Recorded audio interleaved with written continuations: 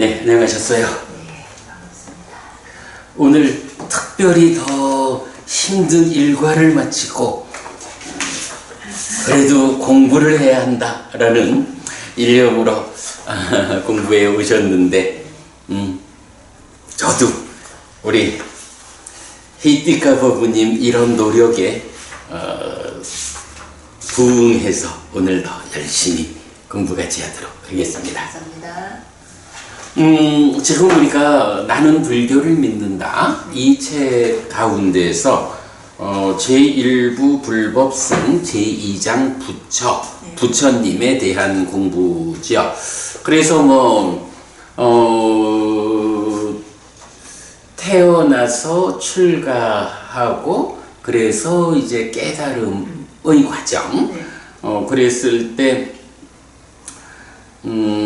부처님 그 우루웰라의 세나니 마을에 도착해서 이제 본격적으로 깨달음의 과정으로 출발하는. 자, 그랬을 때 부처님 처음에는 시행착오를 좀 거치지요. 네. 고행을 한다. 네.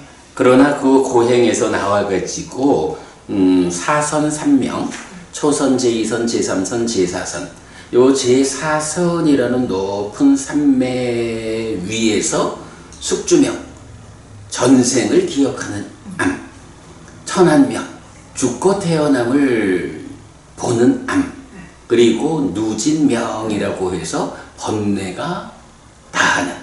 그런데 이 번뇌 다하는 과정이 보면 초선부터 초선, 제2선, 제3선, 제4선 무색계로 올라가서 공무변처, 식무변처, 무소유처, 비상비비상처, 마지막 상수멸이라는 9번째 단계의 가장 높은 산매에 가서 지혜로서 보아 번뇌다 한다.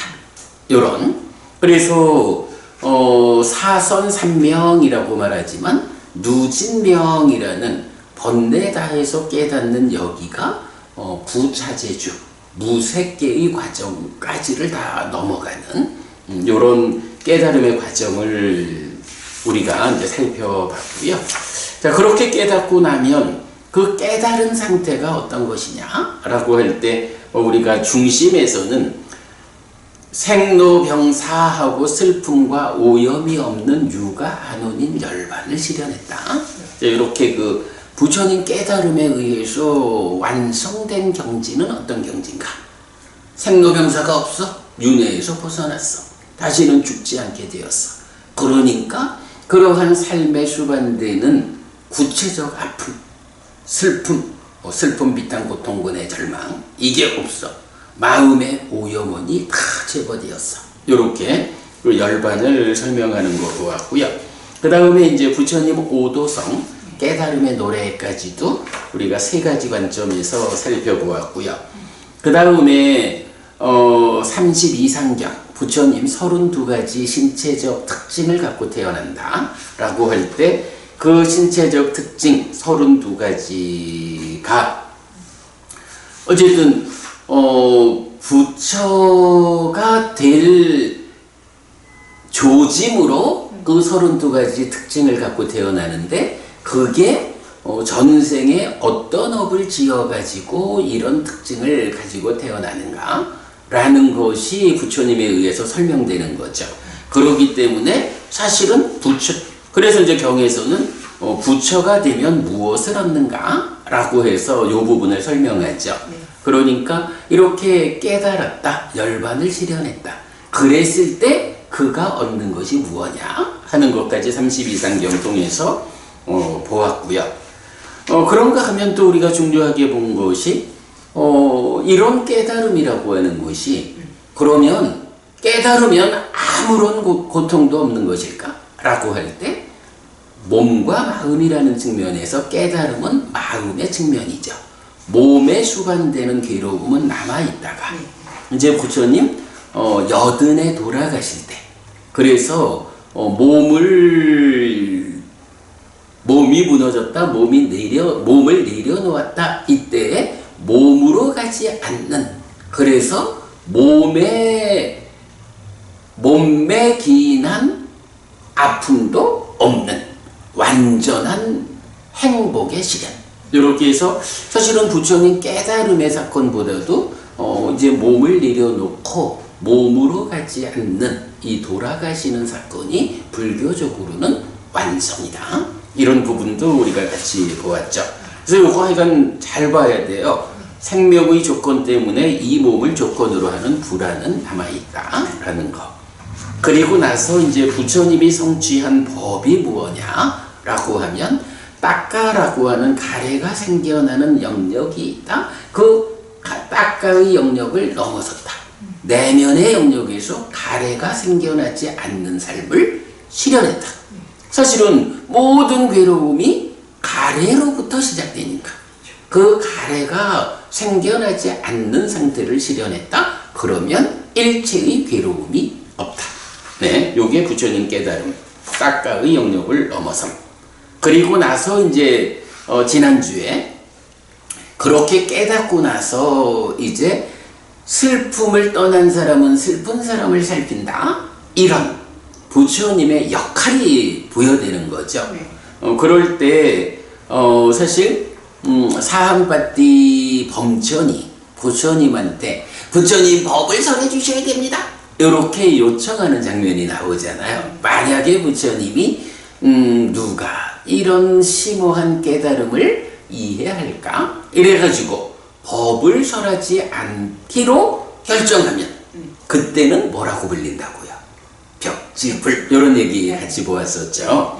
그래서 이제 지난주에 열애와 벽지불의 갈림길, 이래서 중생들을 위해서 법을 설하는, 불사의 문은 열렸다, 믿음을 버려라, 이렇게 말하는 그렇게 해서 이제 그 슬픈 사람을 살피기 위한 부처님의 역할로 접근한 거죠.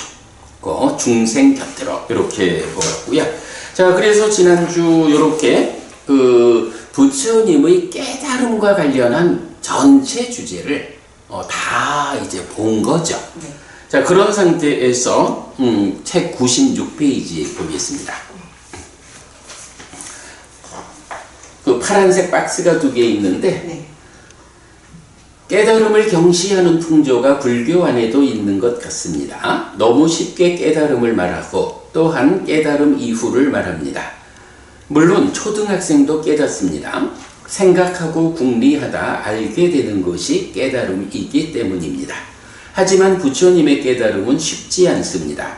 삶의 심오함의 끝에서 작용하는 문제 때문에 태어나고 늙고 죽어야 하는 중생의 삶에서 삶의 심오함의 끝에서 작용하는 문제를 해결하고 중생의 삶에서 벗어나는 깨달음이기 때문입니다. 그래서 누가 깨달음을 말하고 물으면 어떤 깨달음인지 묻고 답해야 합니다. 삶의 표면에서 작용하는 문제의 일시적 해소로서 깨달음을 말하면 그것은 불교가 아닙니다. 부처님으로부터 천길 멀리 있다고 알아야 합니다. 이 부분 지난주에도 읽어봤습니다만은 하여간 국어사전에 보면 생각하고 궁리하다 알게 되는 게 깨달음이야. 그러니까 초등학생들도 깨달았다! 이런 표현을 하죠. 그런 걸 다 깨달음이라고 우리가 부처님으로 생각하면 곤란하죠. 이게 이제 요새는 좀 덜한데 몇 년 전까지만 해도 초파일 되면 한국 불교가 딱 앞장 세우는 게 어린이 마음, 부처님 마음, 이런 거. 근데 사실은 어린아이들이 천진하다라는 거하고 부처님이 깨달아서 탐진치가 없는 그런 삶을 드러낸다라는 거를 아무리 그래도 어린이 마음이 부처님 마음이라고 하기는 좀 곤란해요. 요새는 그런 말 잘 안 쓰는 것 같은데. 어린이가 욕구 얼마나 많은데 요새. 그럼요. 그러니까 어른들 눈으로 볼 때 아이들이 천진하다 이러지만 걔네들도 업으로 가져온 것도 있고 또 인간 몸으로 태어났기 때문에 그 교육되지 않는 한 인간 몸에 구속되어 가지고 몸으로의 생존을 위한 엄청난 거죠. 그리고 또 하나는 아이들은 몰라서 천진하다 이럴 수가 있고 부처님은 완전히 알아가지고 탐진치 없는 삶을 드러낸다. 이게 완전히 이건 일치해서 말할 수 없는데 한동안을 내가 한국 불교가 초파일이면 꼭뭐 이렇게 어린애 모습으로 이렇게 표현하면서 어린이 마음, 부처님 마음 곤란하죠. 자, 그 밑에 보면 열애는 재물 케이크를 받을 만하다라고 말하면서 열애는 이런 사람이라고 묘사하는 순다리카 바라드와자 경을 이 순서에서 소개해야 하는데 형편상 377쪽에 소개하였습니다. 공덕을 바라는 사람이 제사, 여기서 제사라는 말이 오랫동안의 이익과 행복을 위한 행위를 지내려 한다면 결점이 없는 사람들에 대해 재물을 주어야 하는데 재물 케이크를 받을 만한 사람으로의 열애에 대한 부처님 자신의 묘사입니다. 이랬거든요. 그러니까 우리가 30 이상 경에서 그 32가지 신체적 특징을 가지고 부처가 되면 이런 것을 얻는다. 그리고 그 전생에 이런 업을 지었기 때문에 이렇게 나온다면 이제 순다리카 바라드와자 경이라는 경에서는 요거는 이제 수타니빠따에 나오는 경인데요. 부처님께서 당신이 깨달아 부처가 된 상태에서 나는 이런 사람이야 라고 이제 드러내주는 그런 부분이에요. 자, 377쪽 가서 한번 읽어보도록 하겠습니다.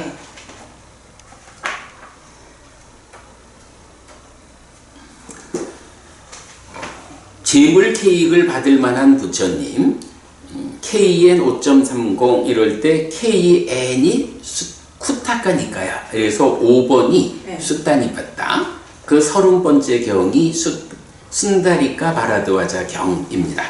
자, 그래서 이제 부처님은 어떤 사람이냐 할 때 1번 소유의 사유를 버린 뒤에 압도하여 사는 사람, 생과 사의 끝을 아는 사람, 완전히 꺼진 사람, 호수의 물처럼 차가운 사람.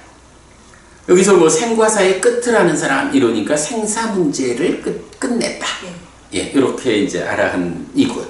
두 번째, 고요한 사람들과는 같고 바르지 못한 사람들과는 먼 열애는 지혜가 끝이 없고 이 세상과 저 세상에서 때가 없는 사람 이렇게 표현해요.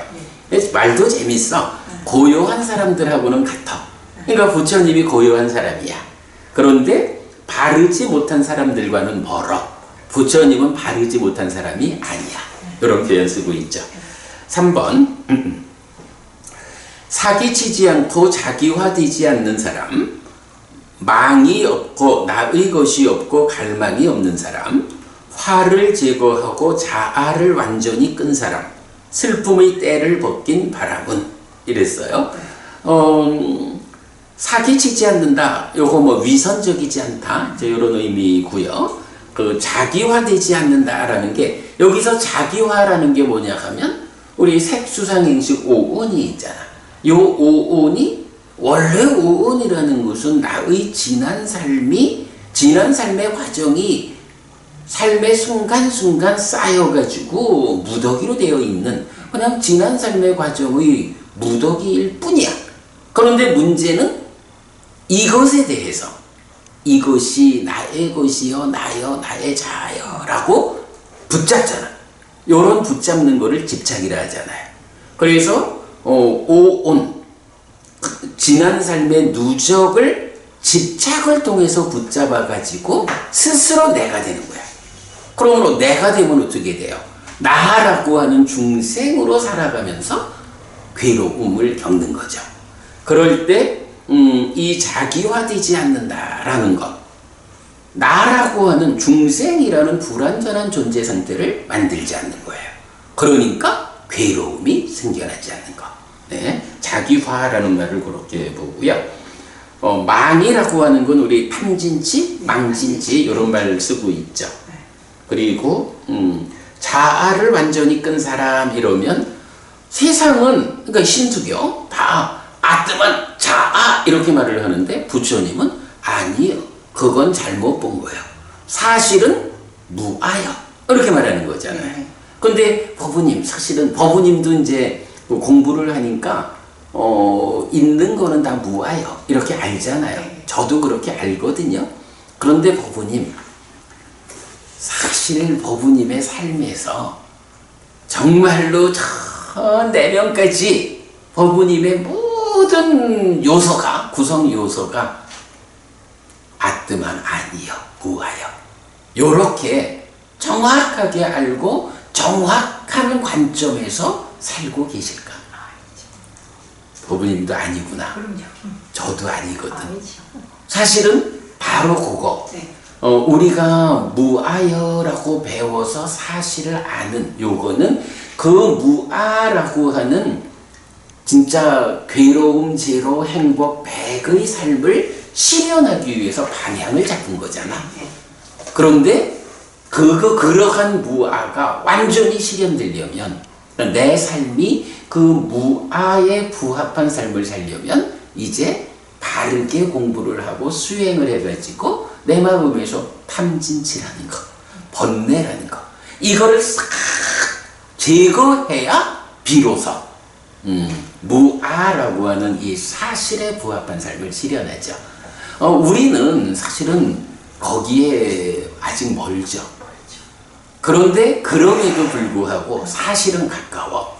왜냐하면 세상에는요, 사실은 이렇게 내가 그런 삶을 실현하지는 못했지만 워낙에 오랜 삶의 과정 동안 쌓아온 어떤 경향들, 번뇌라는 거, 이것 때문에 내가 무아라는 삶을 직접 실현하지는 못했지만 그래도 우리는 부처님을 만나서 정말로 사실은 이건데 내가 그렇게 못 살고 있구나. 그러니 이 내 안에 있는 문제점들을 어떻게든 해결해가지고 그런 삶을 실현해야겠다. 이렇게 길을 알 수가 있는 거야. 이제 우리는 보잖아. 보고 있기 때문에 한 걸음 한 걸음 한 걸음. 요새 제가 그 아침 독성 시간에 눈 덮인 벌판에 찍혀 있는 발자국을 따라서 이 얘기를 많이 하잖아요. 부처님이 찍어준 발자국을 우리가 발견하고 뒤따라가는 거잖아. 이것만 해도 아직 이 발자국의 끝에까지 우리가 닿지는 못했어. 그거야 어떨 거야 뭐 어쩔 거야. 이제 우리가 보고 이제 출발한 거니까. 그렇지만 길을 보았다라는 이 자체가 길을 못 보고 다른 발자국, 다른 스승이 찍어놓은 발자국을 쫓아가는 사람하고 비교를 하면 우리는 지금 굉장히 많이 와 있는 거예요. 우리는 한 걸음 가는 만큼 가까워지잖아. 그죠? 노력을 하면 노력하는 만큼 그만큼의 효과가 있는 거거든. 예. 그러니까 뭐 그런 점, 도착은 못했지만 가깝다. 거기에 비해서 이제 부처님은 자아를 완전히 껐다 하니까 거기에 도착했다. 무아의 실현. 이렇게 되는 거죠. 슬픔의 때를 벗긴 바람은 요건 먼저 우리가 늘 말하는 슬픔을 벗긴 사람은 슬픈 사람을 살핀다 라고 말하는 바로 슬픔을 떠난 사람. 네, 이렇게 되고요. 4번, 의의 거처를 버린 사람, 어떤 소유물도 없는 사람, 이 세상과 저 세상에서 집착하지 않는 사람. 이래서 내 마음이 묶여 있지 않아. 이런 이야기예요. 이제 거처라는 말이 그렇게 나오거든요. 그래서 색수상행식 5온에 묶이지 않는다. 또는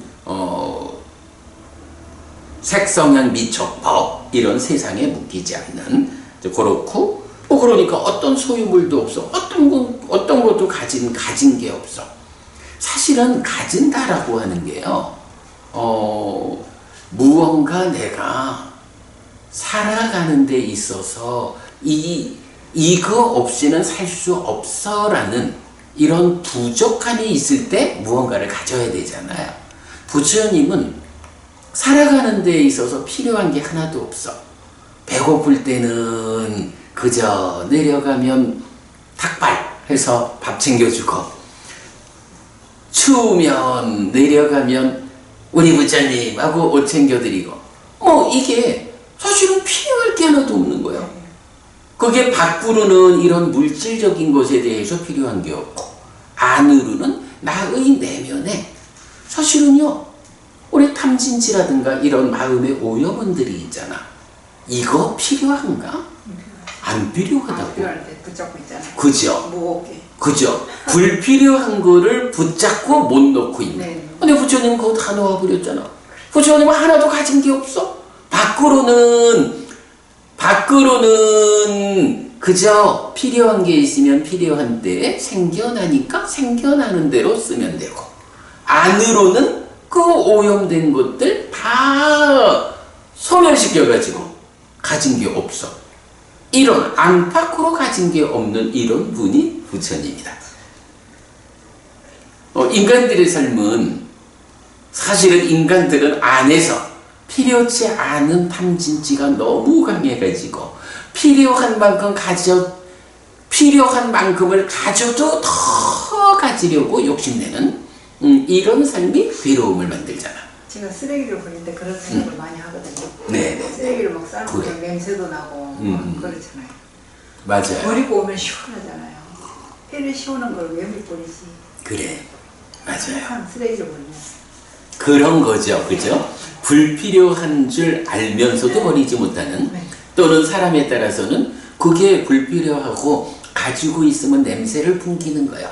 이런 부분을 몰라가지고 못 버리고 붙잡고 있는 이런 것도 있고, 그런 걸 가지고 이제 사람들이 얼마나 현명한 사람일까, 현명하지 못한 사람일까, 이런 거를 구분하겠죠. 부처님은 이렇게 안팎으로 가진 게 없어. 안팎으로 어떤 소유물도 없어. 이런 상태가 완전한 현명함의 완성. 이렇게 보면 되겠죠.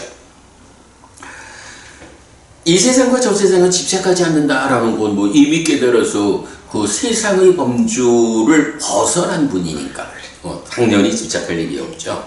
그 다음에 5번. 삼매를 닦아서 폭류를 걷는 사람, 궁극의 견해로서 법을 아는 사람, 번뇌 나가여 마지막 몸을 가진 사람.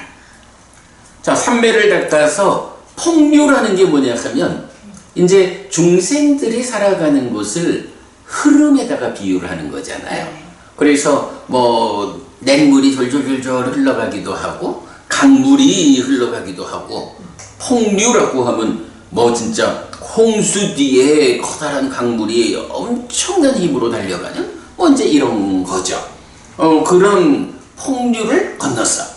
그러면 이 폭류의 이쪽은 뭐고 건너간 저쪽은 뭐냐 라고 할 때, 이쪽 편은 중생의 삶이고 건너간 저쪽 편은 깨달음의, 그러니까 열반 피안 요렇게 이제 건너갔다라는 거를 도피안 이렇게 말하는 거죠.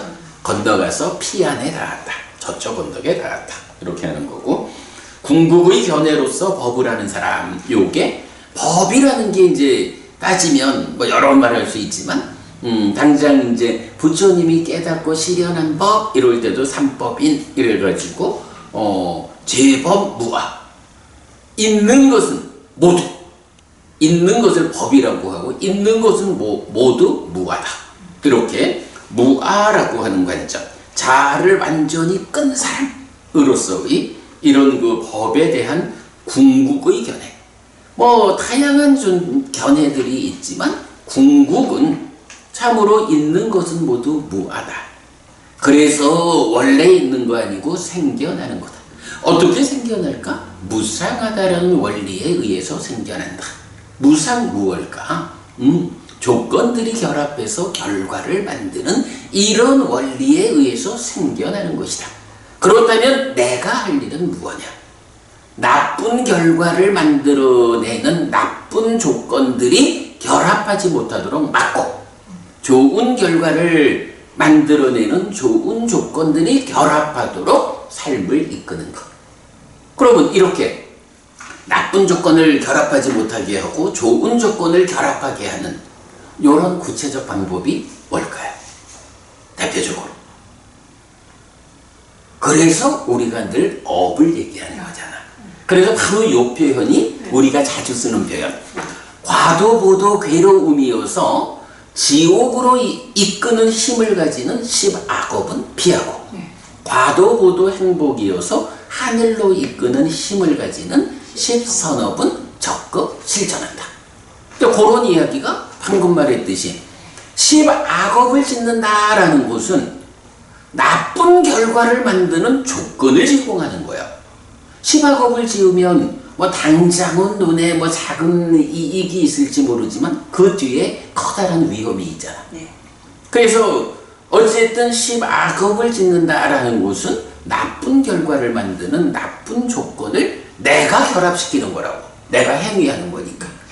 10악업을 피하자라는 거, 그렇게 나쁜 결과를 만드는 나쁜 조건을 결합시키지 말자. 요거고. 10선업을 짓자라는 것은 이 10선업에 의해서 행복이라는 결과가 좋은 것이 생겨나니까 그 10선업을 짓는다? 내가 바로 나의 삶, 나의 행위를 통해서 좋은 결과가 생겨나도록 하는 원인을 결합시키는 거. 이렇게 되는 거죠. 하여간 이런 관점은 정말 중요하고, 뭐 우리가 사실은 쉽게 10악업은 짓지 말고 10선업을 지어야 돼 이래 말을 하지만 사실은 가르침에 대해서 우리가 접근을 해보면 바로 그렇게 악업을 피하고 선업을 짓는 이게 불교 교리의 중심인 거야. 따지고 보면 불교가 어려운 게 아니죠. 우리 삶을 잘 풀어놓고 그 가운데 삶에 대해서 심오한 부분까지 자세히 알아볼래? 그러면 이렇게 들어봐. 그리고 그렇게 심오한 영역에 접근이 지금 좀 어렵니? 그러면 우선은 나쁜 결과를 만드는 10악업을 지음으로써 나쁜 조건을 결합시키지 마. 10선업을 지어서 좋은 조건을 결합시켜서 좋은 결과를 만들어. 이게 불교요? 이게 부처님 가르침이요? 근데 이거는 사실은 맘만 먹으면 실천할 수 있잖아. 그렇죠. 물론 그 전에 필요한 게 10악업이 무엇인지 10선업이 무엇인지 배워서 알아야 하는 거고요. 그러면 아는 만큼 실천할 수 있지. 이게 불교죠.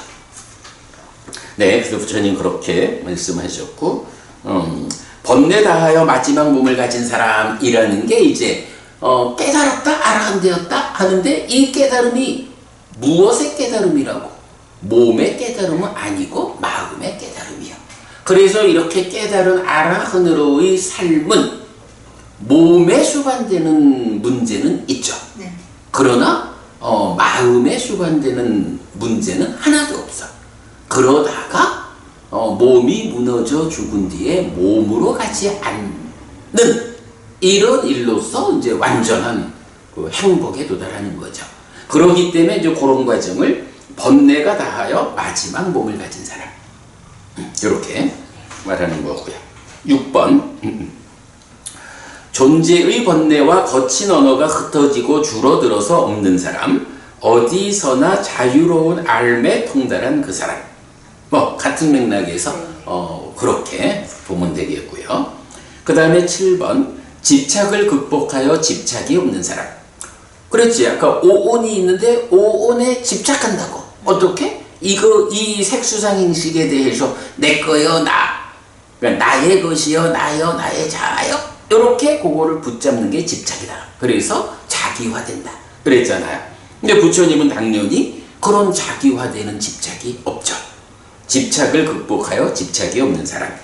자기화된 존재들 가운데 자기화되지 않은 존재. 만약에 우리 곁에 부처님이 계시다, 어떤 아라한이 와 계시다라고 하면 우리처럼 자기화를 극복하지 못한 자기화된 사람들 가운데 자기화를 극복한 그분이 있다고. 네, 그거를 자기화된 존재들 가운데 자기화되지 않은 존재. 괴로움을 완전히 알아서 땅과 토대가 있는 자. 여기서 땅과 토대라는 것은 괴로움을 알았기 때문에 그 괴로움을 극복하는 기반이 되는 것. 그러면 뭐 당연히 고진멸도라는 사성제가 나오죠. 고에 대해서 분명히 알아야 그 고를 소멸하기 위한 중도 곧 팔정도를 실천하는 일을 통해서 고멸을 실현하죠. 그런 것을 완전히 알았기 때문에 땅과 토대가 있는 자, 이렇게 표현하고요. 8번째, 갈망을 의지하지 않고 떠남을 보는 자. 다른 규범에 의한 견해를 넘어선 자, 그에게 아무런 대상도 없는 자. 이렇게 됐어요. 갈망을 의지하지 않고 떠남을 본다. 여기서 갈망이라는 게 탐진치 때문에 무언가 원하는 요거잖아요. 당연히 부처님은 갈망이 없죠. 그리고 떠남을 본다. 그런 불선의 것들, 오염원들로부터 떠난다. 네, 이런 표현이고요. 다른 규범에 의한 견해를 넘어선자 이랬어요. 이건 뭐예요? 오직 부처님이 완전한 깨달음을 성취한 유일한 으뜸되는 스승이잖아요. 그런데 세상에는 다른 스승들이 많아. 그 다른 스승들은 부처님의 견주어 보면 완전히 깨닫지 못한, 말하자면 좀 열한 스승들이잖아요. 그런데 그 스승들도 어쨌든 자기 제자들을 향해서 자기대로 계를 설하고 가르침을 설하잖아요. 자기대로들의 규범이 있는 거야. 그런데 이제 부처님 가르침은 이런 무아라고 하는 완성되는 관점을 제시하고 다른 스승들은 그 무아라는 완성된 관점을 제시 못하죠. 그래서 다른 규범에 의한 견해, 말하자면 아뜨만이라는 이런 관념위에서 삶을 사는 이런 견해를 넘어섰다라는 거고, 그에게 아무런 대상도 없는 자. 이렇게 말할 때 이제 요 대상도 결국 중생의 범위 안에서 번뇌의 영향 위에서 만나는 이제 이런 개념이 되죠. 그러니까 대상이 없다. 9번째, 높고 낮은 법들이 비교된 뒤에 흩어지고 줄어들어서 없는 사람, 평화롭고 집착이 부서져 해탈한 사람.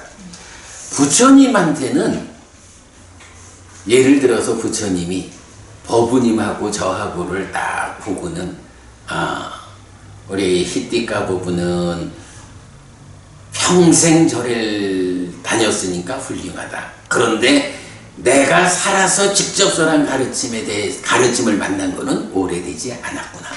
이렇게 이제 만약에 보고 해피 스님이라고, 그러니까 해피라고 하는 나의 제자는 평생 절에를 다니기는 했지만 내가 살아서 말한 가르친 법을 만난 지는 오래 안 됐지만 그래도 조금 더 오래됐구나. 그러니 조금 더 오래된 비구 뿌니아집바가 히티카보다 조금 더 높다.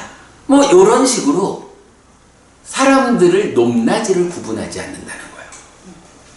그럴 거예요. 아무런 비교거리, 대상거리가 없는 거야. 모든 존재들을 다 평등하게 보고, 다만 한 가지, 아직까지 탐진치를 끝내지 못해서, 번뇌를 완전히 부수지 못해서 괴로움의 영역에 있는 중생, 이렇게 보는 거지 뭐. 법부님하고 저하고를 어떤 그 작은 차이, 아마도 제가 법부님보다 그 니카야라는 이 공부, 부처님 살아서 직접 설한 가르침을 한 10년은 먼저 공부를 시작했을 거야. 그러니까 10년 동안 쌓인 거, 이래서 세상의 눈으로 보면 그래서 해피스님이 그 부처님 살아서 직접 설한 가르침은 조금 더 잘 알아. 이렇게 비교를 할 거라고.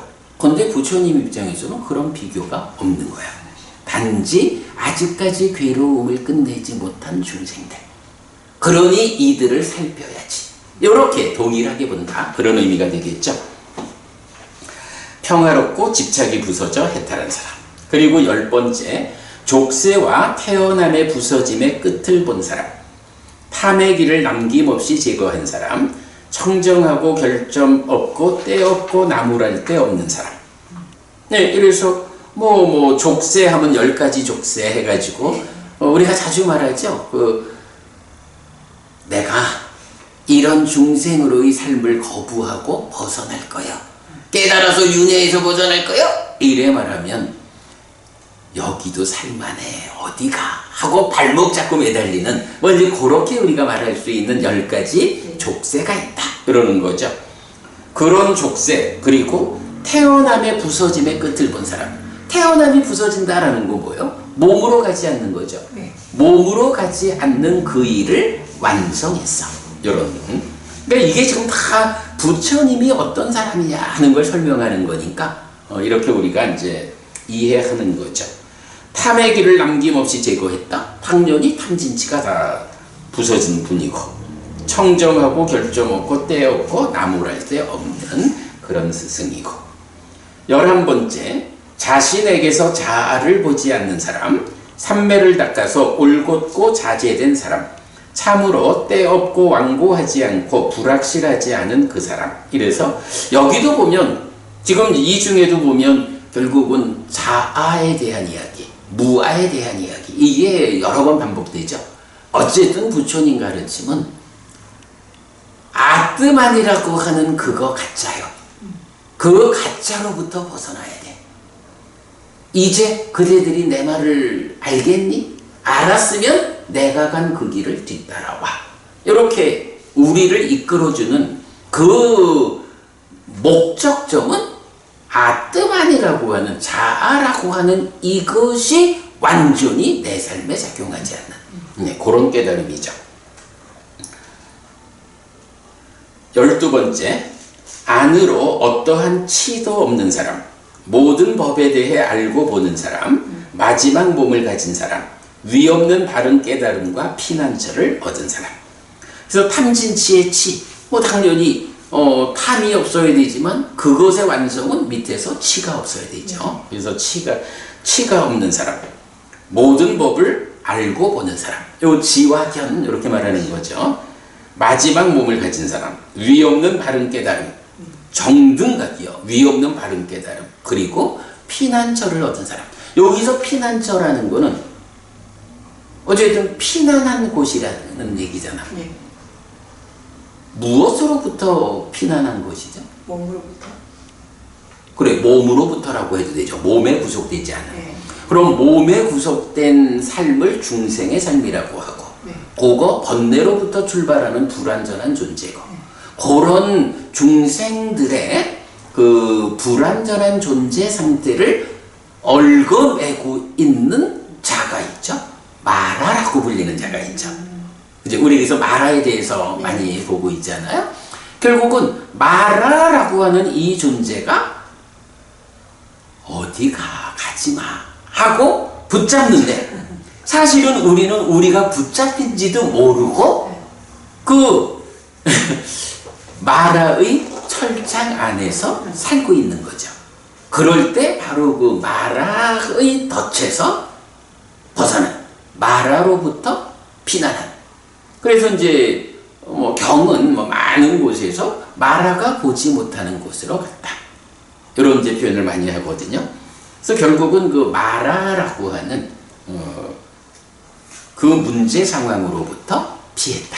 그것이 마라의 범주를 한마디로 말하면 죽음의 영역이니까. 그죠? 중생들의 삶의 영역, 윤회하면 죽음의 영역이잖아. 그 죽음의 영역으로부터 벗어나서 피난했다. 요게 열반. 그래가지고 열반의 동의어 중에 보면요, 동굴이라는 말도 나오고, 동굴이라는 게 뭐야? 비바람이 몰아치는 데서 피난한 거죠. 그렇게도 나오고, 피난처 이런 표현들이 그 열반의 동의어로 나와요. 네, 그렇게 결국은 마라라고 하는 이 문제 상황으로부터 피난된, 벗어난 그런 것을 말하거든요. 그래서 위없는 바른 깨달음이라는 것이 바로 이런 불사의 실현, 더 이상 죽음에 구속되지 않는 이런 삶을 완성했다. 생각해보면 죽지 않는다라고 하면 얼마나 좋을까 싶어요. 사실 우리가 결국은 오늘도 그 법부님 그런 얘기를 했지만, 참 사람들이 죽음에 대한 두려움을 극복하기가 힘들어요. 우리가 공부를 하는 것도 평생 절에 다녔다라는 거하고, 정말로 죽음에 처했을 때 이 죽음을 바로 알아서 죽음에 대한 두려움 없이 죽음을 맞이할 수 있는 이런 사람이 과연 얼마나 될까?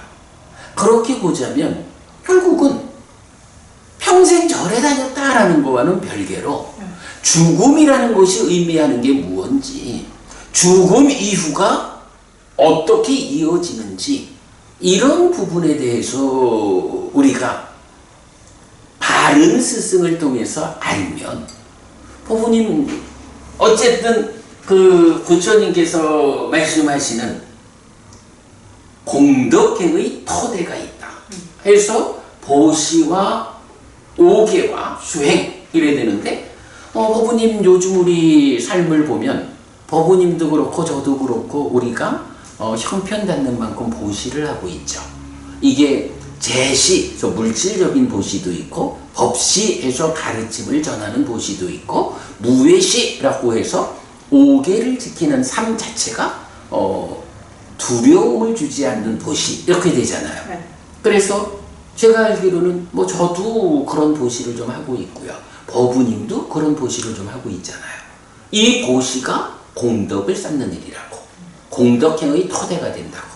거기에 계라고 나오지만 이제 제가자로 치면 오계를 보면 되죠. 오계가 이렇게 보시이기도 하지만 이 자체 계라고 하는 삶의 질서, 질서로운 삶을 유지해 간다라는 이 자체가 보시보다 더 힘있는 공덕행이라고. 사실은 안 그럴까 삶이 질서롭지 못하다. 질서롭지 못한 삶을 말하자면 법부님 어떤 게 처음 있을까?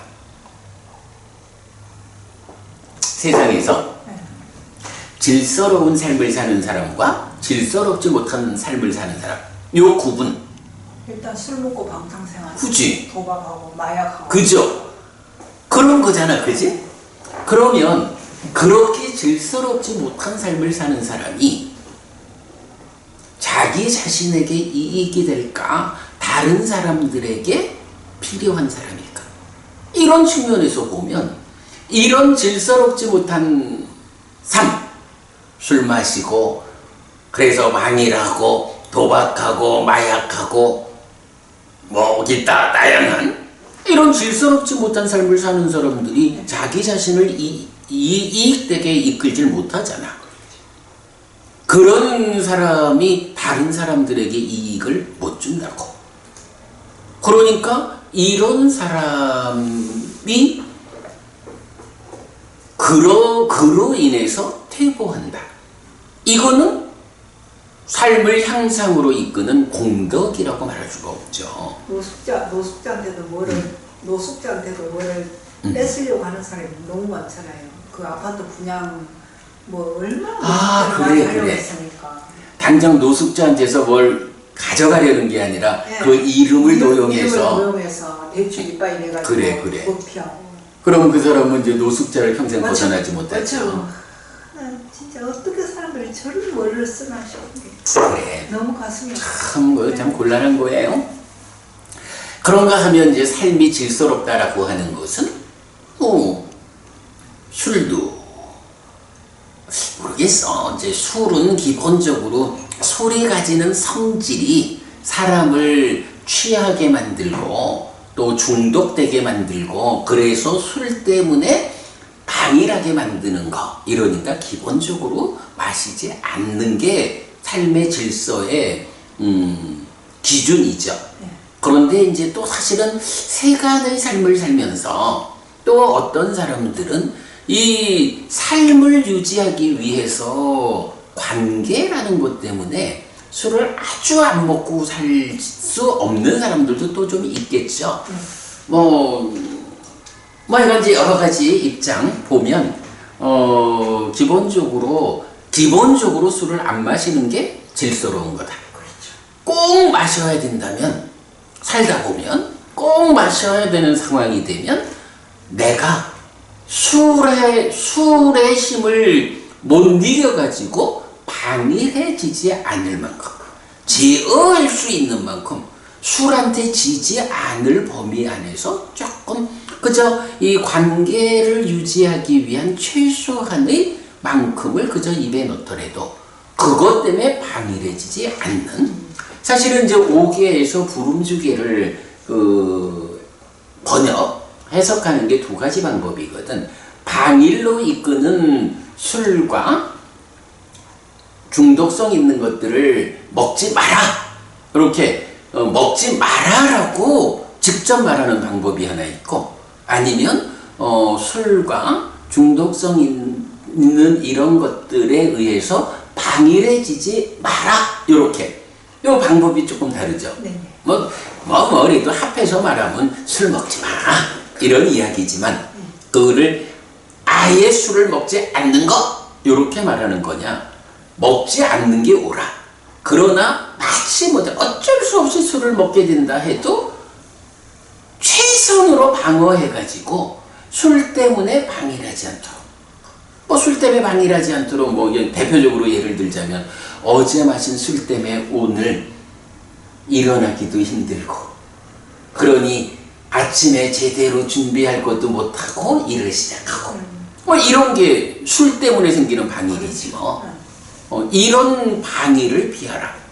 이제 이런 두 가지 관점으로 그 불음주 개를 말할 수 있는데 저는 이제 이거를 두 번째 경우로 안 마시는 게 원칙인데 어쩔 수 없이 마신다 해도 그것으로 인해서 방일해지지 않는 질서를 지켜야 된다. 이렇게 말하거든요.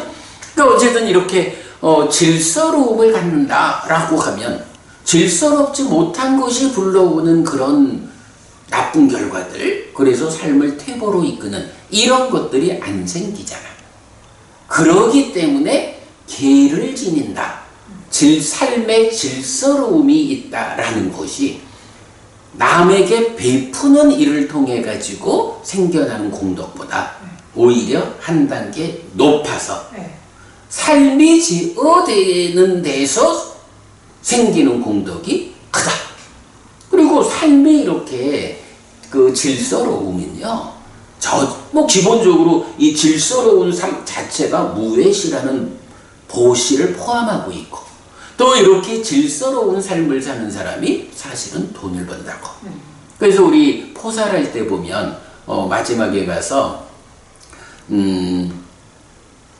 계로서 좋은 곳으로 가고 계로서 재물을 얻고 계로서 평화를 얻는다. 그러므로 계를 잘 지켜야 합니다. 이렇게 이제 제가 마지막에 개성을 넣었잖아요. 이렇게 계를 지닌 것. 달리 말하면 삶이 질서로워지면 이러한 질서가 거기에 시간이 보태지면 부자를 만들어준다고. 재물을 얻게 되는 거예요.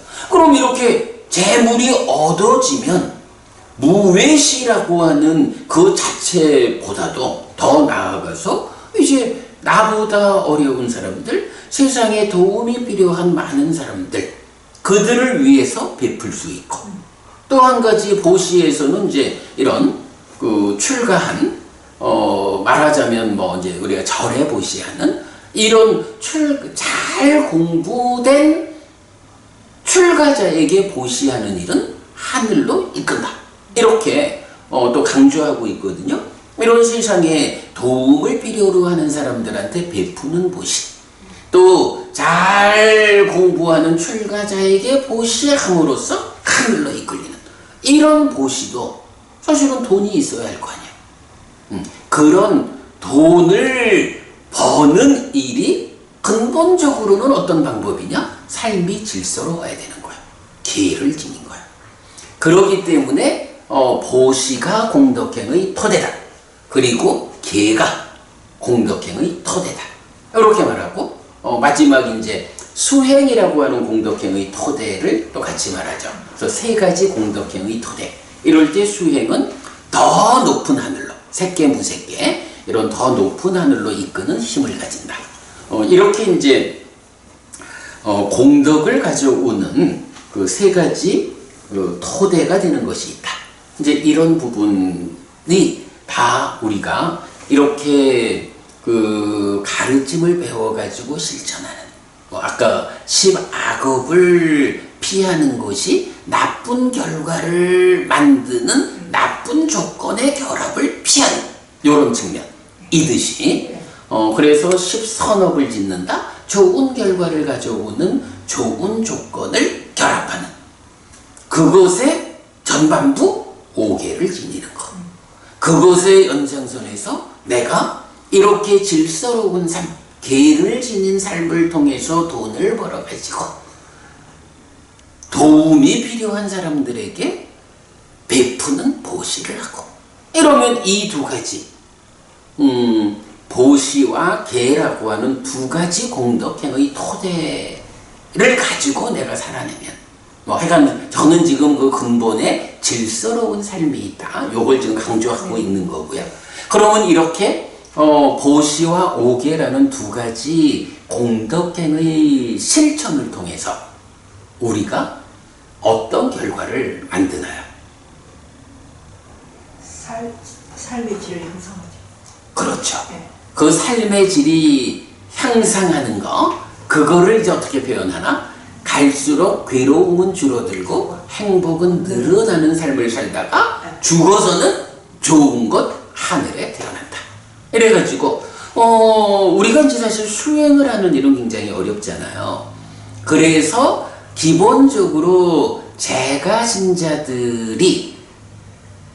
가족과 더불어 경제활동을 하면서 살아가는 이 범주에서는 바로 이런 보시와 오계라는 두 가지를 통해 가지고 이 두 가지 공덕의 힘만을 가지고도 어디에 태어난다고? 살아서는 이렇게 갈수록 괴로움은 줄어들고 행복은 늘어나는 삶을 살다가 죽은 뒤에는 바로 이 두 가지 공덕행의 힘으로 하늘에 태어난다. 그런데 이 하늘이라는 것이 수행의 힘으로 태어나는 색계무색계 그 높은 하늘까지는 미치지 못하고 그러니까 욕계에 속한 6하늘이 있잖아. 우리가 아는 사왕천, 33천, 야마천, 도솔천, 화라천, 다화자재천, 이 6단계의 욕계에 속한 하늘, 이 하늘에 내가 얼마나 질서로움이 확고하고 얼마나 많은 보시에 의한 공덕을 지었느냐에 따라 가지고 뭐 사왕천에서부터 타화저제천까지 태어남의 자리가 정해지는 이런 거죠.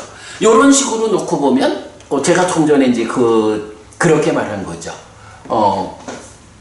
우리는 지금 보시와 계와 수행이라는 이 세 가지 공덕행의 토대, 이거를 사실은 다 하고 있다. 그지? 그래서 어쨌든 법우님도 이렇게 그 질서로운 삶을 살아낸다라는 것만 가지고도 벌써 무외시, 보시와 오계를 함께 하고 있고, 그 외에 법우님이 또 형편닿는 만큼 물질적으로 베푸는 이런 것들이 보시라는, 그리고 계라는 공덕행이고, 저도 저대로 제가 할 수 있는 만큼의 보시를 하고 저만큼의 계를 지니고, 거기에서 아직 부족하지만 법우님도 일요일마다 오셔가지고 1시간씩 수행을 하잖아. 법우님은 오랜 세월 그 신행이 쌓여 있기 때문에 최소한 몸이 아파가지고 1시간 앉아있기가 힘들어 이러지는 않다. 그러니 이제 마음을 어떻게 잘 집중해가지고 삼매를 성취하고 더 높은 삶으로 깨달음으로 나아가는 그 수행의 과정을 밟을 거냐 하는 거 지금 우리가 하고 있잖아. 법우님도 보시와 오계와 수행이라는 세 가지 공덕행을 지금 실천하고 있다고. 저도 마찬가지죠. 뭐 저는 아무래도 그 사는 방법이 제가 법우님처럼 일하러 나가지 않으니까 저는 법우님보다는 뭐 수행을 조금 더 하고 뭐 이렇게 되겠죠. 네. 뭐 그래도 어쨌든 우리가 이렇게 공덕행의 토대가 되는 세 가지 일을 다 실천하고 있다. 이게 중요한 거예요. 기본적으로는 우리가 이렇게 경을 공부하는 일을 통해서 부처님에게서 삶을 향상으로 이끄는 공덕행이 세 가지가 있다라고 배워서 알았고 우리가 거기에 공감을 하니까 우리가 할 수 있는 최선의 노력으로 보시도 하고 질서로움, 계도 지니고, 그리고 할 수 있는 만큼의 시간을 써서 수행도 하고 요래하고 있잖아. 이게 사실은 불교 신자의 삶이죠. 이렇게 우리가 나아가야 하는 거. 어쨌든 뭐 그래 우리가 이런 세 가지 일을 다 하고 있다라는 거, 요거는 주목해야 돼요. 가면서 이제 정말로 얘기가 이 얘기로 많이 오다 보니까 거기 그 얘기를 해야 되는 거였지. 평생 절에 다녔다라는 거하고 죽음에 처해가지고 두려움이 없다라는 것과 다르잖아. 네, 그렇죠. 그러면 평생 절에 다닌 사람의 입장에서 충분히 준비가 되지 않았어. 죽는다는 게 무언지, 죽음 이후에 어떤 일이 찾아올 건지, 이런 부분에 대해서 알지 못하고 준비하지 못했으니까 죽음이라고 하는 거는 막연히 두려운 거야. 그러니까 죽기는 싫고, 물론 뭐 누구나 다 죽고 싶으면 안 되지. 그러나 죽음이 닥쳐오는데 저항할 수 없으면서도 죽기 싫어가지고 이런 삶이 되면 괴롭잖아. 그리고 그렇게 정상적이지 못하게 대응하는 게 삶을 더 퇴보로 이끌잖아. 그런데 여기서 이제 그 얘기야. 어부님도 이런 세 가지 공덕행의 토대를 실천하는 사람이고, 저도 세 가지 공덕행을 실천하는 사람이잖아. 우리가 부처님 가르침을 통해 가지고 삶에 대해서 배우고, 삶이 끝나면 죽음이 닥쳐온다. 죽음이라는 것은 무엇일까? 죽음 이후에는 참으로 우리가 또다시 몸으로 가야 하는, 이어지는 새로운 몸과 함께하는 다음 생, 이런 부분을 알고 다음 생에 태어났을 때 우리 삶이 어떨까? 라고 할 때, 자, 지금 우리가 이렇게 보시와 계와 수행이라고 하는 공덕행 이야기를 한 거, 왜 그럴까? 공덕이라는 게 뭐야? 첫 번째, 행복을 가져오는 거. 두 번째, 죽을 때 가져가는 거. 세 번째, 저 세상에서 버팀목이 되는 거. 물론 이제 당연히 하늘에 태어나면 버팀목이 커지는 거지. 그러니까 하늘로 이끄는 거 맞고. 그런데 이제 그 공덕이 뭐냐? 라고 우리가 정리해낸 게 이렇게 행복을 가져오는 거예요. 죽을 때 가져가는 거예요. 그리고 저 세상에 버팀목이 되는 거예요. 여기서 저 세상에 버팀목이 커질수록 우리의 태어남이 수행이 성과를 충분히 거두지 못했다라고 할 때는 보시와 오계를 지니는 이 힘만으로 죽은 다음에 사왕천에 태어났다라고 하는 버팀목을 갖는 거야. 사왕천이요, 하늘에서는 가장 낮은 하늘이야. 신들의 등급에서는 가장 낮은 등급이지만 그래도 신이거든. 인간하고는 비교 안 되게 높은 거거든. 사왕전의 하루가 인간들의 50년에 해당되는데, 그렇게 긴 하루로 500년을 사는 거예요. 사왕천만 해도 가장 낮은 단계의 하늘이라 해도 거기에만 되어라도 인간하고는, 인간 세상에서 대통령이 되었다, 대기업 회장이 되었다, 이래가지고 굉장히 돈과 권력이라고 하는 탄탄한 버팀목을 가지고 있다, 이렇게 말할 수 있죠. 그런데 그런 버팀목은 우리가 죽어가지고 살아있는 동안 보시하고 오계를 지니고 수행하는 이 힘에 의해서 사왕천에만 태어나도 사왕천에 있는 신 보고 미국 대통령 시켜줄게, 인간 세상으로 가시오, 이러면 미쳤어 내가? 이래 되는 거란 말이요.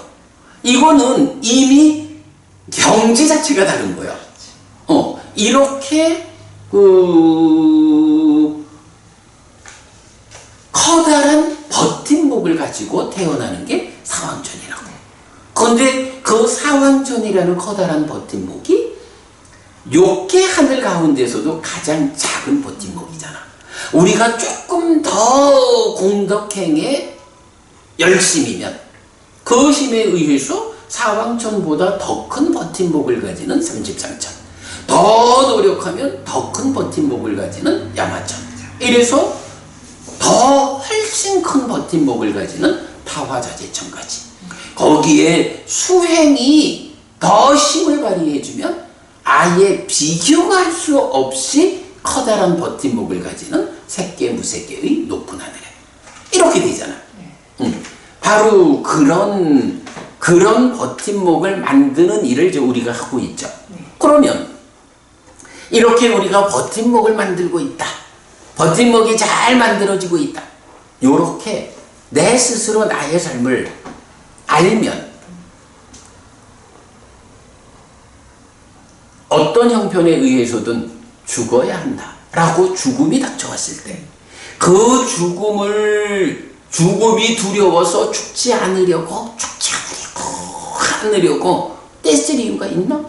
우리가 내 원해서 죽는 거는 그것도 살생이니까 살생의 업은 지옥으로 이끄는 힘을 가져요. 그러니까 우리가 요새는 보면 그 극단적 선택을 한다 이런 표현을 참 많이 하고 사실은 참 안타깝죠. 그런 일이 있으면 안 되는데 사실은 극단적 선택이라고 하는 이것도 나를 죽이는 일이요. 이거 공덕행과는 정반대요. 나를 나쁘게 이끈다고. 그러니까 그렇게 내가 먼저 죽으려고 하면은 안 되는 거지만, 그러나 어떤 형태로든 죽음이 닥쳐온다라고 할 때 닥쳐오는 그 죽음에 대해서 두려워할 일이 있나? 죽은 다음에 어떤 일이 생기나요? 예.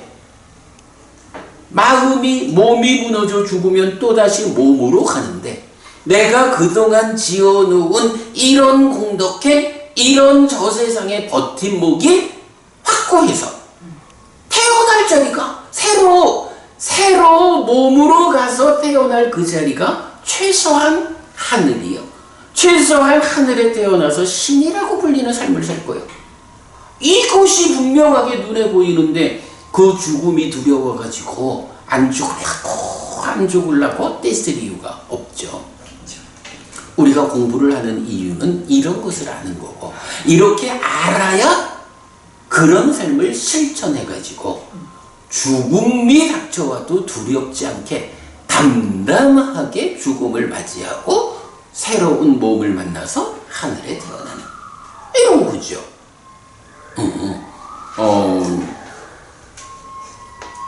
평생 절에 다니고도 죽음이 두려워가지고 죽지 않으려고 떼쓰는, 그러나 떼쓴다고 해서 안 죽을 수도 없거든. 누가 그 떼쓰는 일을 받아줘가지고 연장을 해주겠어? 할머니도 절을 다니시니까 이거 금강경 날마다 그거 하시거든요. 근데 저렇게 마지막에 힘드시 하시니까 저걸 보고 도로하면 다불이라고 했구나. 그래, 그런 표현이 타당할 거예요. 그래서 우리가 눈 덮인 벌판에 찍힌 발자국이 여러 발자국이 있잖아. 그 중에 어떤 발자국이 부처님이 이끄는 그 발자국인가? 그것 때문에 우리가 양보할 수 없는 것이 있습니다. 부처님 살아서 직접 설한 가르침이라는 이 공부의 기준은 양보할 수 없습니다. 기준이 달라지면 우리는 열심히 뒤따라가지만 그 발자국이 부처님 발자국이 아닌데 어쩔 거야. 바보 같은 짓이 되죠. 예, 하여간 그 부분 보았고요. 자, 다시 이제 오늘 재밌는 얘기했네. 다시 교재로 가서 그러면 우리가 96페이지를 보았죠. 네. 그럼 이제 97페이지 남아 있습니다. 자, 여기에서 보면 우리가 앞에서 본 범천의 요천경이라든가 이런 부분들이 이제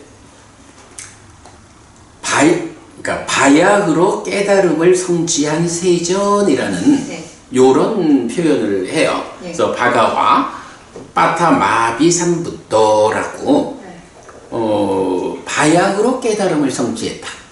이제 막 깨달았어. 부처 되었어. 이제 막 부처 되어가지고 와, 부처가 되니까 이런 거구나. 이렇구나. 라고 깨달음의 소회를 드러내는 경들이 있다고. 그런 경들이 우리 그 독성집 독성집이 왜 어디로 다 갔어요? 안에 들여놨어요. 이 책, 그 초기 불교 경전백선 독송집, 이 책이 모두 6장으로 되어 있잖아. 그 중에 첫 번째 장이 바로 요 표현. 빠따마비상부터 바야흐로 깨달음을 성취한 세전. 요 말의 용례 경들을 발췌해가지고 제1장을 편집했거든요. 어쨌든 부처님이 이제 처음에는 알라라깔라마 이 스승들에게 가서 높은 산매를 닦아 올라갔다가 그 다음에 거기서 그게 깨달음의 길이 아니다 라고 나와가지고 소유의 삶이라는 것을 3가지 비유로 판단해보고 그 다음에 고행으로 사실은 고행으로 끝까지 가봤잖아. 그런데 이게 길이 아니구나 라고 판단을 했죠. 그래서 그 고행에서 나와가지고 팔정도라고 하는 우리 옛날의 정등각들 윗바시 부처님으로부터 까사파 부처님에 이르는 이 6 부처님의 깨달음의 길, 그 길을 우리 스승 서가모니 부처님도 발견해가지고 깨닫잖아. 네, 그런 과정을 통해서 깨달아 가지고는 바야흐로 깨달음을 성취한 세존의 입장에서 그 깨달음의 과정에 대한 소회. 깨달았다. 내가 이제 부처 되었다. 이제 죽고자는 생사 문제를 해결했다. 일체의 괴로움도 없다. 라고 하는 이런 자기 깨달음에 대한 소회를 드러내는 용례들이 있는 거예요. 자, 그 용례를 이제 일단 정리해 놨거든요. 간단히 볼게요. 상류따 니까야 4번 상류따의 1번 고행경은 고행을 벗어난 것 그리고 깨달음을 얻은 것은 잘한 일이라고 회상하고 2번 코끼리 왕의 모습경과 3번 아름다운 경은 오랜 윤회의 과정 동안 방해한 마라빠삐만들을 극복한 상황을 소개합니다. 이랬거든. 여기서도 마라로부터의 피난 이런 개념. 그 다음에 6번 상류따 1번 범천의 요청경은 여기에 소개된 대로 이 책에서 우리가 앞에 이제 본 거죠. 부처님이 성취한 법을 특정하고 중생 곁으로 나아가는 과정을 소개하고 2번 존중경과 앙구따라 니까야 내세모음 21번 우루웰라경 1번은 개정해 해탈지견의 5법온 5가지 법의 무더기를 완성하여 견줄 자 없으니 자신이 깨달은 법을 존경하고 존중하고 의지하여 머물기로 결정한 것을 알려줍니다. 이렇게 나오고요.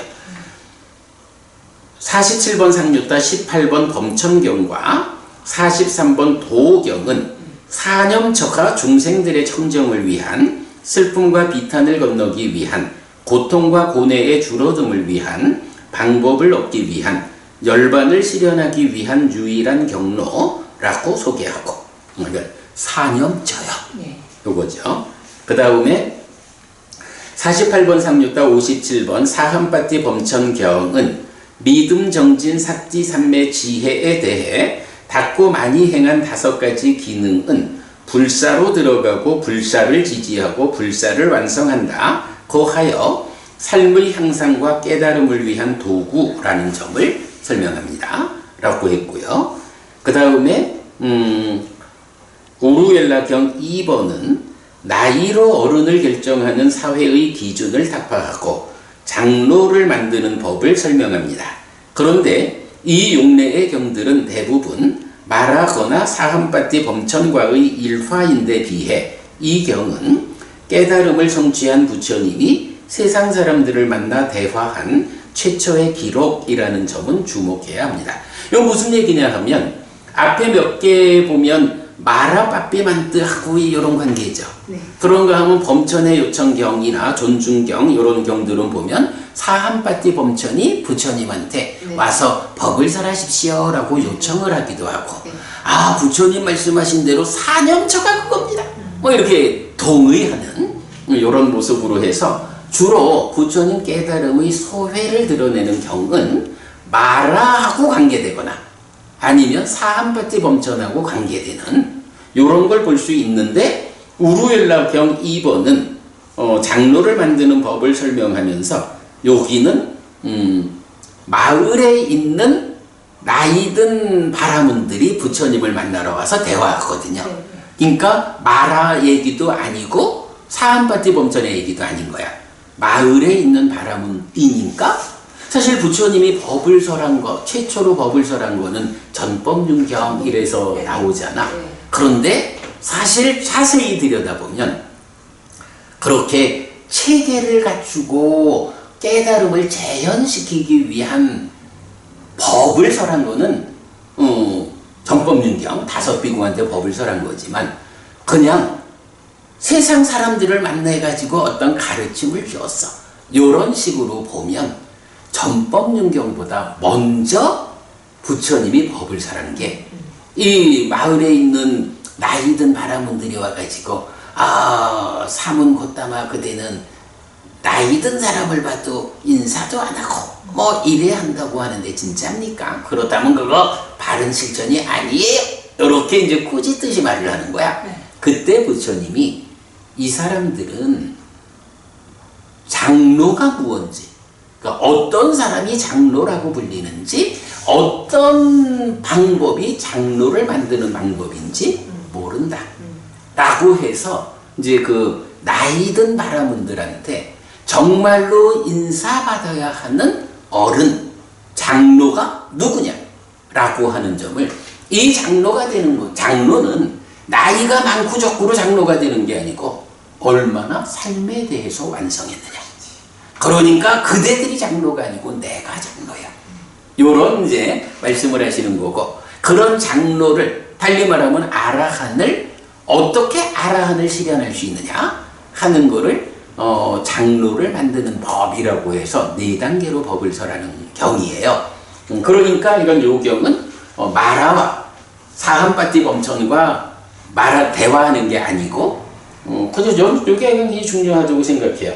깨달음을 성취한 부처님이 세상 사람들을 만나 대화한 최초의 기록이다. 그리고 그 다음에 이제 디가니카야 16번 대반열반경은 깨달음을 성취한 부처님이 열반에 들기 이전에 해야 할 일을 설명합니다. 깨달음 이후 부처로 살아가신 45년간의 삶을 압축하여 말해준다고 하겠는데 117페이지 부처로서 살아가신 45년에서 소개하였습니다. 요거는 뒤에 공부하기로 하고요. 자, 요렇게 그 바야흐로 깨달음을 성취한 세전이라는 이 말이 포함되어 있는 경들을 이렇게 다 볼 수가 있는 거예요. 그런데 이제 요 중에서 보면 그 사실은 대부분 뭐 어떤 건 이제 뭐 두 가지 중복되기도 하고 그러니까 우리 이 초기 불교 경전백선 독송집에서 바로 그 제1장 그 깨달음의 자리에서 설해진 근본 가르침 이래서 범천의 요청경, 존중경, 범천경, 사한파티 범천경, 우루엘라경 2번 대반열반경 이 6개를 대표로 발췌해서 담고 있죠. 그래서 독송집하고 연결해서 보면 우리가 그 공부를 잘 연결하고 있고요. 자, 그럼 설명을 듣고 가서 읽으면 좀 와닿아요. 아무래도요. 그럼요.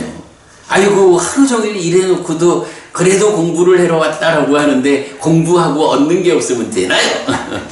당연히 공부는 성과가 있어야죠. 여기서는 아무것도 모르는데 들으면 엎지면 맞아요. 이제 법은님 공부 잘한다니까. 자, 그 다음에 그러면 이제 그 대부분 독송집에 있어서 우리가 요즘 뭐 아침 독성, 네. 초기 불교 100일 법문 통해서 다 상세히 설명하고 있잖아요. 네. 그런데 방금 본 그 용례 중에 네. 앞에 있는 세 개 경은 네. 독송집에 없어. 고해교하고 네. 요왕의 모습. 그렇지. 그러니까 4번 상류다의 1, 2, 3번. 네. 그래서 뭐 그래도 뭐 기왕 오늘은 요 용례를 같이 살펴보는 게 좋겠다 싶어서 제가 인쇄해 왔거든요. 보겠습니다. 4번 상류다 1번 고행경. 이렇게 나는 들었다. 한때 바야흐로 깨달음을 성취한 세조는 우루웰라에서 네란자라 강변 아자팔라 니그로다 나무 밑에 머물렀다. 그때 외딴 곳에 홀로 머무는 세존에게 이런 심에 온전한 생각이 떠올랐다. 참으로 나는 그 행하기 힘든 일에서 벗어났다. 내가 그 행하기 힘든 일에서 벗어난 것은 잘한 일이다. 벗어난 내가 깨달음을 얻은 것은 좋은 일이다 라고.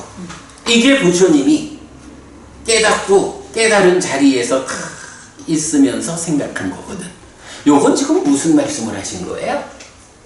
그렇게 고통을 참아가면서 참기를 잘했다 깨달았으니. 아니요. 아니에요. 요 얘기지. 그 부처님이 네.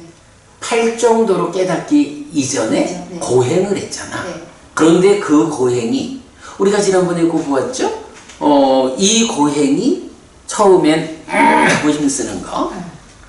그 다음에 호흡을 숨 쉬지 않는 네. 고행을 또 네. 하죠. 네. 그리고 그 다음에는 소식을 하는 고행을 하죠. 네. 이랬을 때 숨 쉬지 않는 고행, 이런 앞에 있는 고행들은 네. 왜 그 수행으로 깨닫지 못하느냐? 라고 할 때 몸이 진정되지 않는다. 이렇게 나왔죠. 네.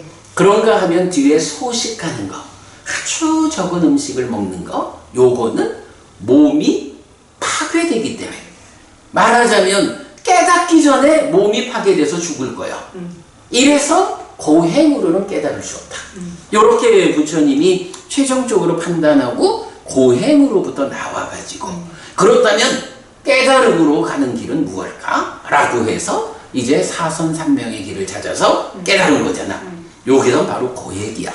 그러니까 고행 참아내길 잘했다 요거 아니고, 그게 이제 일반적 의미로는 법은님 그 말이 타당하지. 왜냐하면 사실은 8정도를 닦는다는 것도 어려움을 극복해 가면서 하는 거죠. 일반적으로. 그런데 이제 요 경에서는 고경으로를 말하는 게 아니고 8정도, 중도라는 이 깨달음의 길에 의해서 깨닫기 전에 고행을 했다고. 거의 죽기 직전까지 갔다고. 그런데 부처님이 바로 그 고행이라는 것이 이러이러한 문제들 때문에 깨달음을 얻는 바른 길이 아니다라고 최종적으로 바르게 판단하고 거기서 나왔잖아. 그죠? 거기서 나왔기 때문에 거기서 벗어나게. 그러니까 고행이라고 하는 여기서 벗어났기 때문에 이제 8정도라는 예전에 정등갓들이 다니던 그 길을 발견해가지고 부처냈잖아요. 그러니까 부처님 입장에서는 어휴, 내가 그 고행이라고 하는 그 길에서 벗어나지 않았으면 아직도 깨달음은 고사하고 어쩌면 몸이 파괴돼서 죽었을지도 몰라. 이래 생각할 수 있잖아. 그러니까 그 표현을 하는 거야. 참으로 나는 그 행하기 힘든 일에서 벗어났다. 내가 그 행하기 힘든 일에서 벗어난 것은 잘한 일이다. 거기서 벗어나지 않고 아직도 그 일하고 있다면 깨닫지 못했을 거고 어쩌면 벌써 몸이 파괴돼서 죽었을 거야. 이런 말씀이죠. 그래서 벗어난 내가, 그 고행으로부터 벗어난 내가 깨달음을 얻은 것, 이거는 참으로 좋은 일이다. 이렇게 이제 당신의 소회를 드러내고 있죠. 그때 마라빠피만트가 세존의 심에서 떠오른 심의 온전한 생각을 알고서 세존에게 왔다. 와서는 세존에게 개성으로 말했다. 고행으로부터 떠난 뒤에 그대는 청정하지 않으면서 청정하다고 생각한다. 청정의 길을 놓쳤다. 젊은이들은 그것으로 인해 청정해지지 않는다. 부처님 이제 나이 35밖에 안 됐잖아. 네. 그러니까 젊은이 이렇게 이제 표현을 했겠죠. 네. 그러면서 부처님은 이런 고행이 깨달음의 길이 아니어서 거기서 벗어난 건 잘한 거고, 그래서 내가 깨달음을 얻었어, 좋은 일이여, 이렇게 말하고 있는데, 이제 마라빠삐만뜨가 와가지고 말하자면 부처님을 테스트하는 거지. 테스트를 어떻게 해?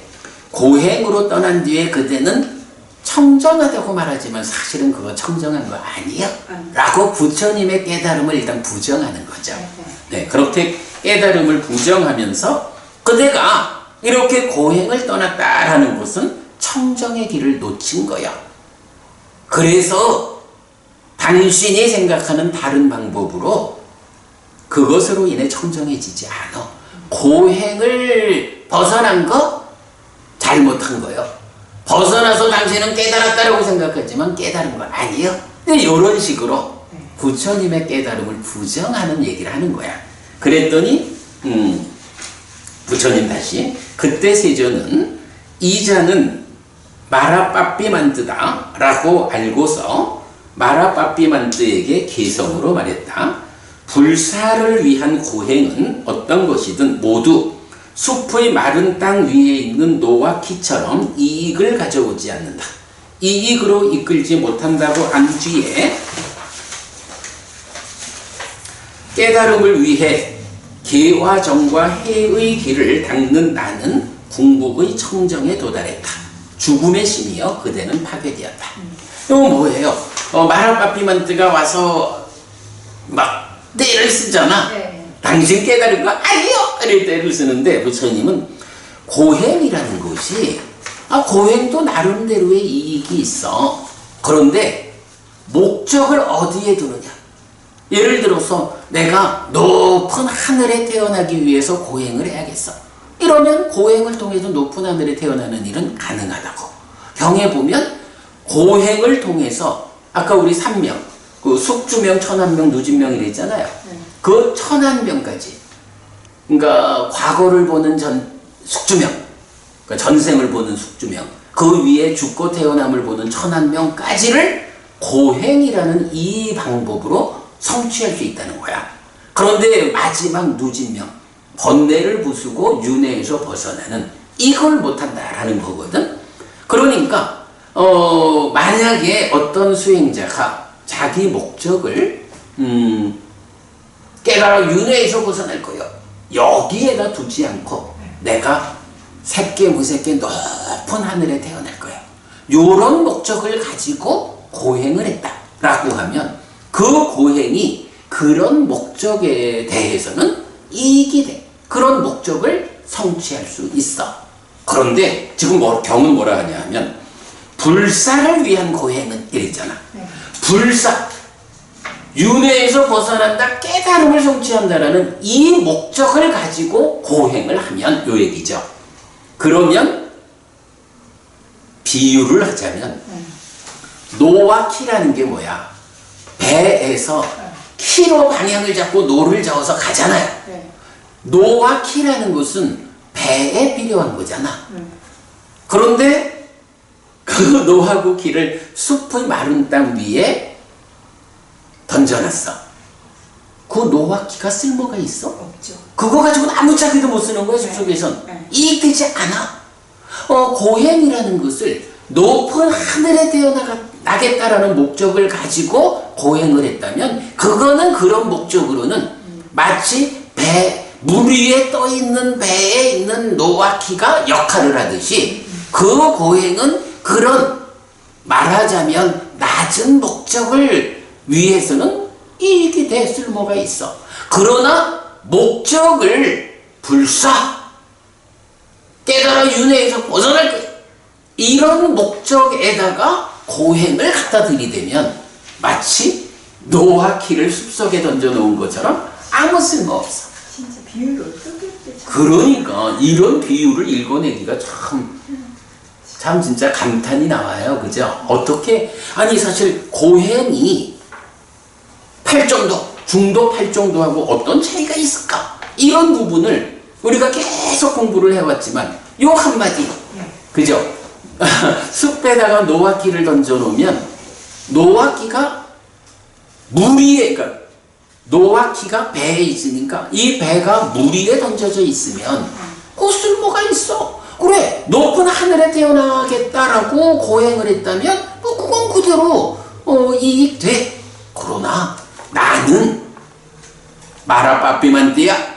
나는 그런 목적을 가진 사람이 아니요. 라고 이런 깨달아 윤회에서 벗어나겠다, 불사를 실현하겠다라는 이 목적에서는 고행이라는 것은 숲에 던져진 노화기처럼 쓸모가 없어. 또 얘기죠. 그리고는 넘어가서 이제 불사라는 이 깨달음을 위해서 어떤 것이 도움이 되느냐라고 하면 바로 계와 정과 해, 계정해라는 이 길을 닦아서 나는 궁극의 청정에 도달했다. 나는 마라빠삐만트 그대는 이런 궁극의 청정에 도달하지 못했기 때문에 내가 완성한 이런 청정의 경지를 몰라보고 나보고 청정하지 않으면서 청정하다고 생각한다 이렇게 말하지만 틀렸어. 나는 이런 계정의 길을 가지고 궁극의 청정에 도달했어. 죽음의 신이여 그대는 파괴되었다. 이렇게 이제 부처님이 대답을 하죠. 그러자 마라빠삐만트는 세존이 나를 알았다, 선사가 나를 알았다 라고 괴로워하고 슬퍼하면서 거기에서 사라졌다. 참 멋있는 부처님 깨달음을 이렇게도 표현할 수 있어요. 자, 그 다음에 이어가지고 2번경 코끼리 왕의 모습경인데 이렇게 나는 들었다. 한때 바야흐로 깨달음을 성취한 세존은 우루웰라에서 네란자라 강변 아자빨라 니그로다 나무 밑에 머물렀다. 그때 세존은 칠흑같이 어두운 밤에 열린 장소에 앉아 있었는데 비도 한 방울씩 떨어지고 있었다. 그때 마라빠삐만트가 세존에게 두려움과 놀라움과 소름이 돋게 하려고 이런 목적을 가지고 거대한 코끼리 왕의 모습으로 변하여 세존에게 왔다. 예를 들면 머리는 동석 덩어리로 된 보석 같았다. 예를 들면 상아는 깨끗한 은 같았다. 예를 들면 코는 쟁기의 한마루 같았다. 그때 세존은 이자는 마라빠삐만트다 라고 알고서 마라빠삐만트에게 개성으로 말했다. 자기 딴에는 커다란 코끼리로 변장을 해가지고 나타나면 이자가 사문 곧다가 이자가 두려움과 놀라움과 소름 때문에 도망치든가 뭐 이런 그 깨달음의 경지를 회방하려고 했는데 정작 부처님은 이자는 마라빠삐만트여 라고 그 자의 정체를 안 거죠. 그리고는 제자가 되면 될 건데 왜 자꾸 그러니까 그 마라빠삐만트는 결국은 요 중생들의 삶의 영역이라는 자기 철망 요 자리를 포기를 못하는 거지. 오랜 세월 윤회하면서 아름답거나 아름답지 못한 모습을 만들었으니 빠삐만트여 그대에게 그것으로 충분하다. 죽음의 신이여 그대는 파괴되었다. 오랜 세월 윤회하면서 우리가 지옥도 축생도 아귀도 인간도 하늘도 그러한 삶의 과정에서 아름다운 모습 아름답지 못한 모습을 얼마나 만들면서 살았느냐. 그런데 그대에게 그것으로 충분하다. 그대는 파괴되었다. 이렇게 이제 까불지 말어. 이렇게 이제 그러자 마라빠삐만트는 세존이 나를 알았다, 선사가 나를 알았다 라고 괴로워하고 슬퍼하면서 거기에서 사라졌다. 자, 세 번째 경은 아름다운 경입니다. 이렇게 나는 들었다. 한때 바야흐로 깨달음을 성취한 세존은 우루웰라에서 네란자라 강변 아자빨라 니그로다 나무 밑에 머물렀다. 그때 세존은 칠흑같이 어두운 밤에 열린 장소에 앉아 있었는데 비도 한 방울씩 떨어지고 있었다. 그때 마라빠삐만트가 세존에게 두려움과 놀라움과 소름이 돋게 하려고 세존에게 왔다.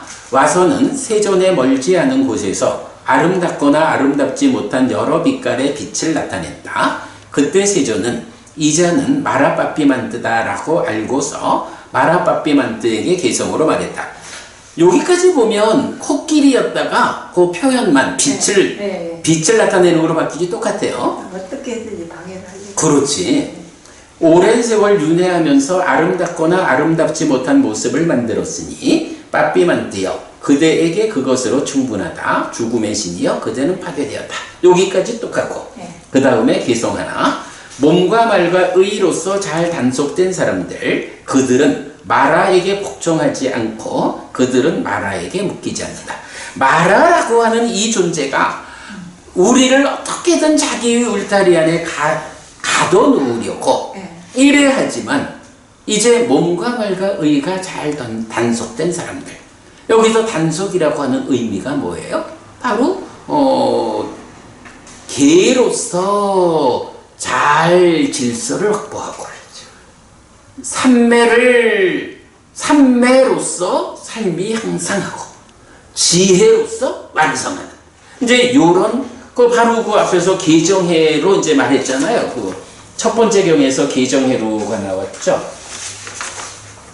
그러니까 계정해의 길을 닦는다는 깨달음을 위해 바로 이렇게 계정해에 의해서 완성된 그래서 몸과 말과 의로서 잘 단속된 사람들 우리가 이렇게 몸과 말과 마음을 단속해가는 삶 계정해를 닦아가는 삶 이런 삶이 바로 마라의 울타리에서 벗어나는 그래서 마라에게 복종하지 않고 마라에게 묶이지 않는 이런 과정을 걸어가고 있는 거. 이제 이렇게 이제 부처님 개성을 말하시죠. 그러자 마라빠삐만드는 세존이 나를 알았다, 선사가 나를 알았다라고 괴로워하고 슬퍼하면서 거기에서 사라졌다. 이렇게 마무리됩니다. 무슨 자, 짓을 하고 와도 안다. 응? 무슨 짓을 하고 와도 안다. 그렇지. 너보다 한 수 위여. 자, 이렇게 해가지고 이제 우리가 그 부처님 공부 가운데 깨달음과 관련한 이야기 일단 마무리 지었어요. 자, 이렇게 오늘 공부 마치도록 하겠습니다. 삼마삼부또 바가와 수와카또 바가왔다 담모 숫바티판노 사와카 상보띠 세조는 정등각이시다. 세조로부터 법은 잘 설려졌다. 제자들의 상가는 잘 실천한다. 찌랑띠타뚜로 가스밍 삼마삼부따 사사난띠 정등각의 가르침이 이 세상에 오래도록 머물기를 이차마항 얀양 야지뚱 양마마 아싸 디가라땅 히타야 수카야띠 오랫동안 나에게 이익과 행복을 주는 자선행을 실천하리라. 이당 다낭 페따낭 냐띠살로 히타낭 우파까빠뚜 이당 다낭 페따 냐띠살로 히타 파리분잔뚜띠 이 보시가 돌아가신 친지와 혈육들에게 도달하기를 이 보시를 돌아가신 친지와 혈육들이 사용하기를 오늘도 우리가 훌륭한 법의 등을 함께 달았습니다. 이 법의 등의 공덕이 여러분들에게 오랫동안 이익과 행복으로 함께하기를 바랍니다. 또한 오늘의 이 법보시의 공덕이 여러분 생각하시는 그분들에게 도달하고 사용되기를 바랍니다. 수고하셨습니다. 감사합니다.